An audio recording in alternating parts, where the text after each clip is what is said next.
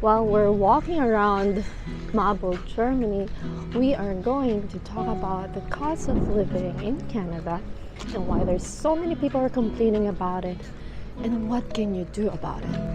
So we're gonna get lunch somewhere and we're gonna go to the castle.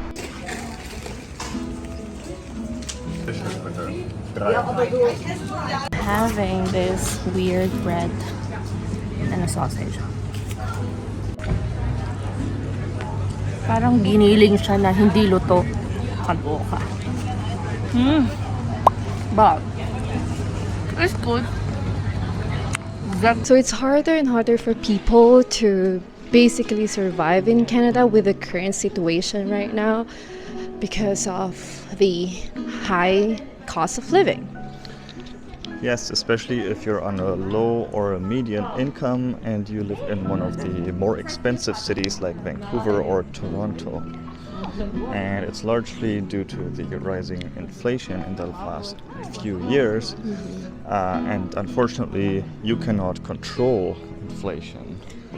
But there are things that you can control. Okay, Nate, tell me, what is inflation? So inflation is like printing, is basically the government printing money, and the dollar loses value every time more money is being printed and printed and printed. So, as said, inflation is not just experienced by Canadians. The highest inflation in Canada was about 8% in the last year, but other countries have experienced the same or even higher. For example, Poland was at 18%, Czech Republic as well, Germany was around 10%, the United Kingdom was around 10-12%, so it's happening everywhere. What's the current inflation rate in the Philippines? In the Philippines, I think it's around 5% right now, and in Canada it's around 3%. Now, keep in mind all those numbers are posted by the government and they might not be accurate. Might be higher than that. It's probably higher for most people. We are finally here at the castle. Wow. I'm gonna lose weight if I do this every day.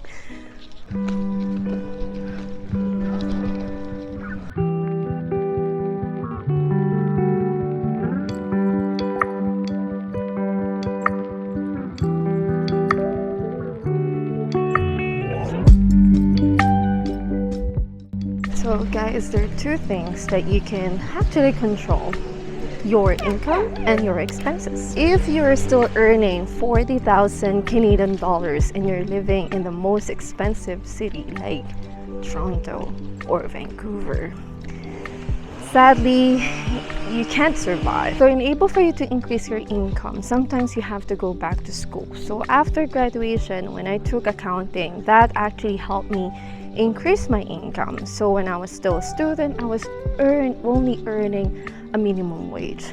And when I got the accounting diploma, that actually helped me get around 25 Canadian dollars per hour.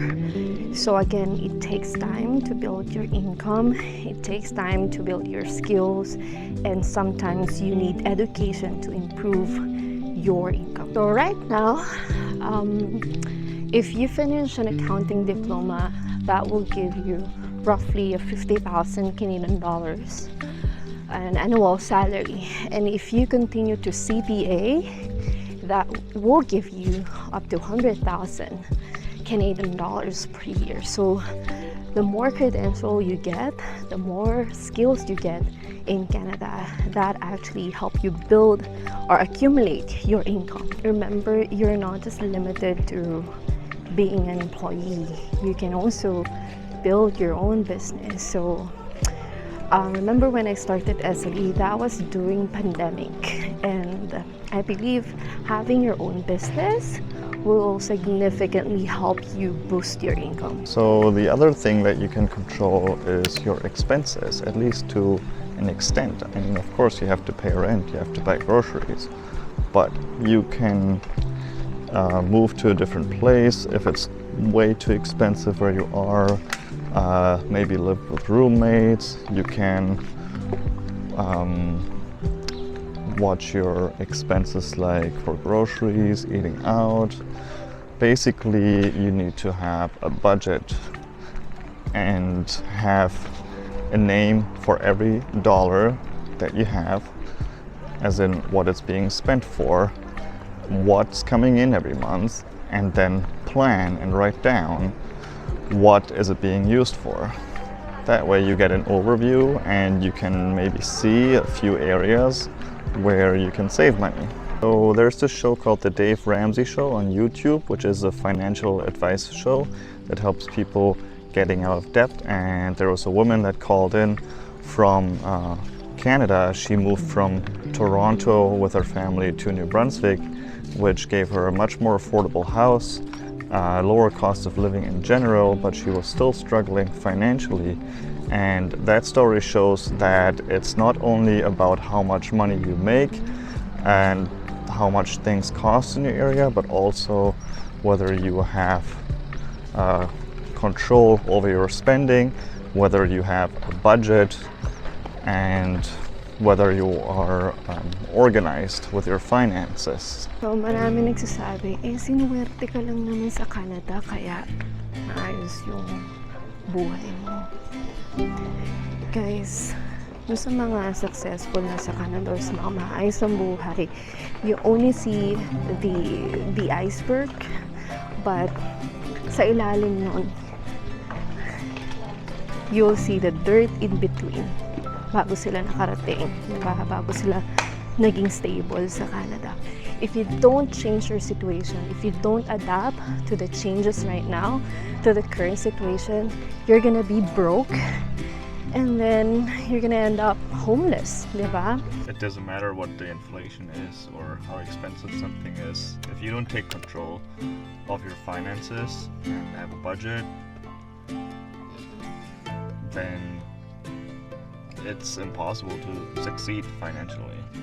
Okay, thank you guys for watching this video. Again, don't forget to subscribe in our channel, and we'll have more topic like this so that, you know, like, we'll be able to survive together in Canada. Thank you guys for watching, and we'll see you in the next one. Goodbye, guys. Bye.